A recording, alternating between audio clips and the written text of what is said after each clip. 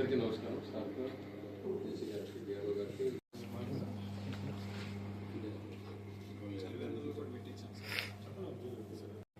సిద్ధలింగం మొత్తం మీకు తెలిసే ఉంటుంది. అందరూ పీరియడ్ వాళ్ళు నిన్న మొన్న న్యూస్లో మీరు చూసి ఉంటారు. ఈ బర్డ్ ఫ్లూకి సంబంధించి ఇష్యూ ఒకటి కొంత అది ఎలా జరిగిందనేది మెడికల్ ఆఫీసర్స్ కానీ హార్టికల్చర్ టీం అంతా తిరిగారు.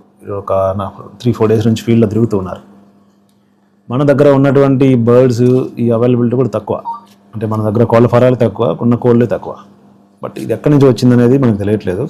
దాని మీద మూలాలు కనుక్కునే పనిలో మెడికల్ అండ్ హెల్త్ వాళ్ళు, యానిమల్ హస్బెండరీ టీము ఉన్నారు.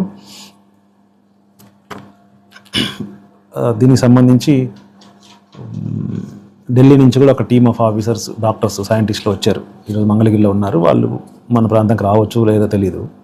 బట్ వాళ్ళైతే ఏమైనా స్టేట్కి వచ్చారు. దాని మీద కూడా వాళ్ళు స్టడీ చేస్తూ ఉన్నారు. దీని మీద కూడా ఎవరు ఆందోళన చెందాల్సిన అవసరం లేదు. ఆ ప్రాంతం అంతా స్క్రీనింగ్ చేశాము, అందరికి టెస్టులు చేశాము.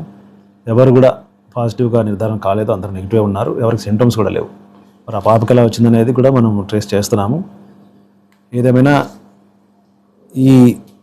ఏమైతే ఇన్సిడెంట్ జరిగిందో దాన్ని దృష్టిలో పెట్టుకొని కొంతకాలం కొంచెం అప్రమత్తంగా ఉండవాలని మీ ద్వారా ప్రజలందరినీ రిక్వెస్ట్ చేస్తూ ఉన్నాను. ఆందోళన చెందాల్సిన అవసరం అయితే లేదు. కొంచెం శుభ్రంగా, హైజీనిక్గా వండుకొని తింటే ఏ ఇబ్బంది ఉండదు.